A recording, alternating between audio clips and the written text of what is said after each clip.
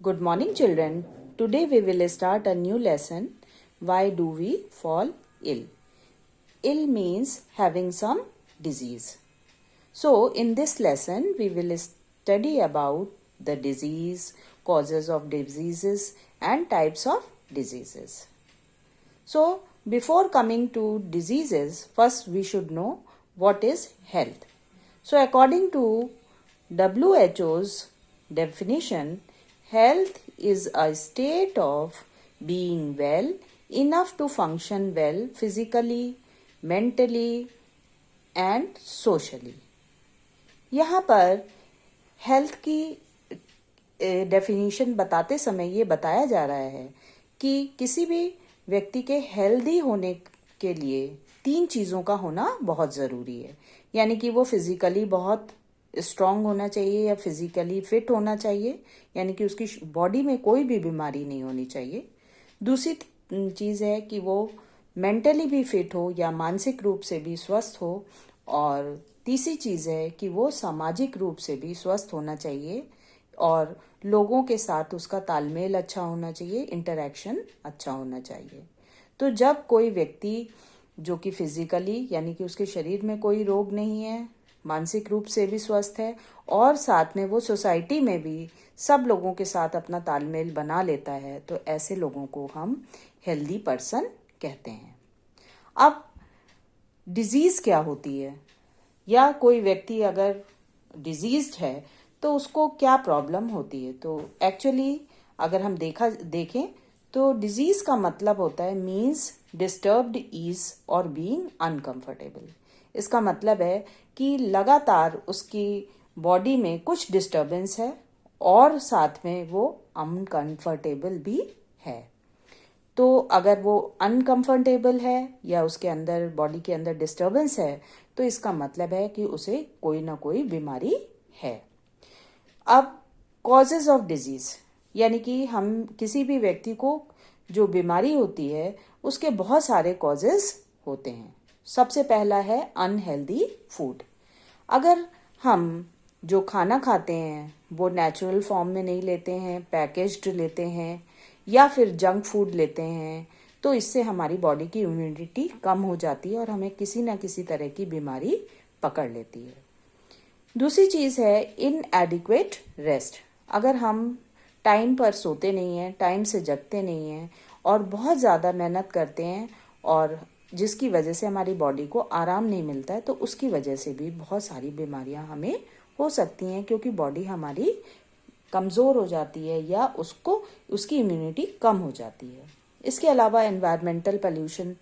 अगर एनवायरनमेंट में बहुत ज़्यादा पोल्यूशन है, आसपास घर के आसपास हमारे बहुत सारे व्हीकल्स चलते हैं, फैक्ट्रीज हैं, तो उससे हमारा जो एनवायरमेंटल पोल्यूशन है उसकी वजह से हमारी बॉडी वीक हो जाती है और बहुत सारी बीमारियां हो सकती हैं।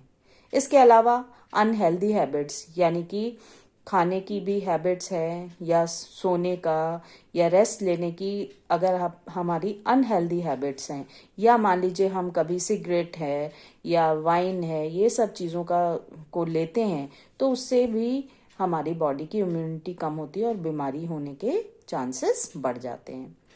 इसके अलावा एक और कॉज है लैक ऑफ एक्सरसाइज। आज हम बहुत अच्छा खाना खा रहे हैं, रिच ऑयली फूड खा रहे हैं, लेकिन अगर हम कोई एक्सरसाइज नहीं करते हैं तो ओबेसिटी है, हाई बीपी है और डायबिटीज़ जैसी बीमारियां हमको पकड़ लेती हैं। तो ये लैक ऑफ एक्सरसाइजेस की वजह से भी हमारे ये बीमारियां हमको पकड़ती हैं। इसके अलावा एक और बहुत बड़ा कॉज है डिसकनेक्ट विद नेचर। आज हम नेचर से बहुत दूर होते चले जा रहे हैं और जिसकी वजह से भी हमारे शरीर को बहुत सारी बीमारियां पकड़ लेती हैं। फॉर एग्जाम्पल जैसे कि फ्रूट्स हैं, तो हमें फ्रूट्स को खाना चाहिए, ना कि फ्रूट जूसेस लेने चाहिए। इसके अलावा जब हम लोग सोते हैं तो हम लोग बंद कमरों में एसी की हवा में सोते हैं। नेचुरल एयर का हम लोग बहुत कम नेचुरल एयर को एंजॉय करते हैं। तो जितना ज़्यादा हमारा डिस्कनेक्शन नेचर से होता जाएगा उतना ही ज़्यादा हमारी बॉडी डिजीज्ड हो जाएगी। इसके अलावा अगर हम बहुत स्ट्रेस्ड रहते हैं या हमारी सोच अच्छी नहीं है, तब भी जो है हमें बहुत सारी बीमारियां घेर सकती हैं।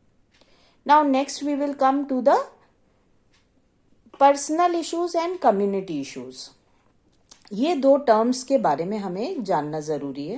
पर्सनल इश्यूज, या इनको हम कह सकते हैं पर्सनल हाइजीन। अगर हम अपनी बॉडी को के ऊपर बड़ा ध्यान देते हैं, सुबह उठते हैं, नहाते हैं, टाइम पे ब्रश करते हैं, वॉशरूम जाते हैं प्रॉपरली, नेल्स कट करते हैं, हेयर्स के ऊपर अपना ध्यान देते हैं, तो ये हमारी पर्सनल हाइजीन है। और अगर हम अपने पर्सनल इश्यूज पे ध्यान देते हैं तो हमारी हेल्थ अच्छी हो सकती है। लेकिन केवल पर्सनल इश्यूज को पे ही ध्यान देने से हमारी हेल्थ अच्छी होगी, ये गारंटी नहीं है। एक और भी इशू है जिसको कि हम कम्युनिटी इशू कहते हैं। इसका मतलब है कि हमारे आसपास का जो एनवायरनमेंट है वो कैसा है। मान लीजिए आपने अपने घर में बहुत अच्छी साफ सफाई कर रखी है, लेकिन आपके घर के बाहर ओपन ड्रेन्स हैं, कूड़ा पड़ा हुआ है, या फिर वहां पर गंदगी है, तो इस वजह से ये कम्युनिटी हाइजीन आप नहीं मेंटेन करवा पा रहे हैं। और जब आप कम्युनिटी हाइजीन नहीं मेंटेन करेंगे तो उसकी वजह से हो सकता है कि गुड हेल्थ ना मेंटेन हो। यानी कि अगर मान लीजिए घर के बाहर आपके कूड़ा पड़ा हुआ है तो मॉस्किटोज पैदा हो सकते हैं और वो आपको काट सकते हैं और हो सकता है आपको मलेरिया हो जाए। तो अगर आप इन दोनों इश्यूज पे ध्यान देंगे, यानी कि पर्सनल इशू और कम्युनिटी इशू दोनों पे ध्यान देंगे, और कम्युनिटी इशू और पर्सनल इशू पे ध्यान देने की वजह से ही आपकी गुड हेल्थ गारंटी है कि होगी। Now when we will come to the types of diseases, अब हम आते हैं टाइप्स ऑफ डिजीजेस। तो डिजीजेस का जो टाइप्स हैं वो दो दो टाइप्स की होती हैं। एक तो फर्स्ट है कि डिजीज कितने समय के लिए किसी व्यक्ति को हो रही है। उस बेसिस पर हम डिजीज को दो टाइप्स में डिवाइड कर सकते हैं। फर्स्ट इज एक्यूट डिजीजेस, ऐसी डिजीजेस जो बहुत शॉर्ट ड्यूरेशन के लिए होती हैं और अगर उनको ट्रीट किया जाए तो बहुत जल्दी ये बीमारियां खत्म हो जाती हैं, जैसे कि कॉमन कोल्ड है, कफ है। लेकिन जो दूसरी तरह की डिजीजेस हैं जैसे कि क्रॉनिक डिजीजेस हैं, ये लॉन्ग ड्यूरेशन की होती हैं, इसमें ट्रीटमेंट लंबा होता है, कई बार पूरी जीवन भर दवा खानी पड़ती है और तब भी ये बीमारी जल्दी नहीं जाती हैं, जैसे कि for example AIDS and diabetes. यहाँ पर एक और भी टाइप्स ऑफ डिजीजेस हो सकती हैं। ये बेसिस है यहाँ पर, जो ये क्लासिफिकेशन किया गया है डिजीजेस का, ये उनके कॉजेस के बेस पर किया गया है, यानी कि डिजीज किस वजह से है, इस बेस पे भी डिजीजेस दो तरह की होती हैं। First is non infectious disease, और ये होती है नॉन इन्फेक्शियस डिजीजेस होती हैं जब हमारी बॉडी के अंदर, चाहे वो जीन्स की वजह से, जेनेटिक एबनॉर्मेलिटी, यानी कि हमारी जीन्स में कुछ ऐसी खराबी होती है उसकी वजह से, या फिर पुअर लाइफ स्टाइल, जैसे कि आज के समय में हम लोग खाना अच्छा खाते हैं लेकिन एक्सरसाइज नहीं करते हैं और जंक फूड्स बहुत लेते हैं, तो ये इसका मतलब है पुअर लाइफ स्टाइल। तो पुअर लाइफ स्टाइल की वजह से हमारी बॉडी के मेटाबॉलिज्म में कुछ ऐसे चेंजेस आ जाते हैं जिससे कि ये नॉन इन्फेक्शियस डिजीजेस हो जाती हैं, जैसे कि आपका शुगर है, हाई ब्लड प्रेशर है, किडनी की कोई प्रॉब्लम है, हार्ट की कोई प्रॉब्लम है, तो ये सारी डिजीजेस नॉन इन्फेक्शियस डिजीज कहलाती हैं। लेकिन इनकी खास बात यह है कि ये एक व्यक्ति से दूसरे व्यक्ति में नहीं फैलती हैं, यानी one person to another person ये कम्युनिकेट नहीं होती हैं, तो इनका दूसरा नाम नॉन कम्युनिकेबल डिजीजेस भी है।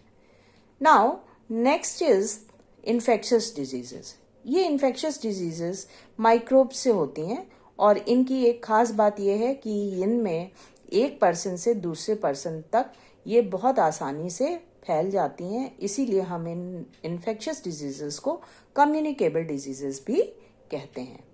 नाउ वी विल सी कि ये जो कम्युनिकेबल डिजीजेस हैं ये क्योंकि माइक्रोब्स से होती हैं, तो माइक्रोब्स भी बहुत तरह के होते हैं, जैसे कि बैक्टीरिया से भी बहुत सारी इन्फेक्शियस डिजीजेस होते हैं, worms, fungi, viruses and protozoans.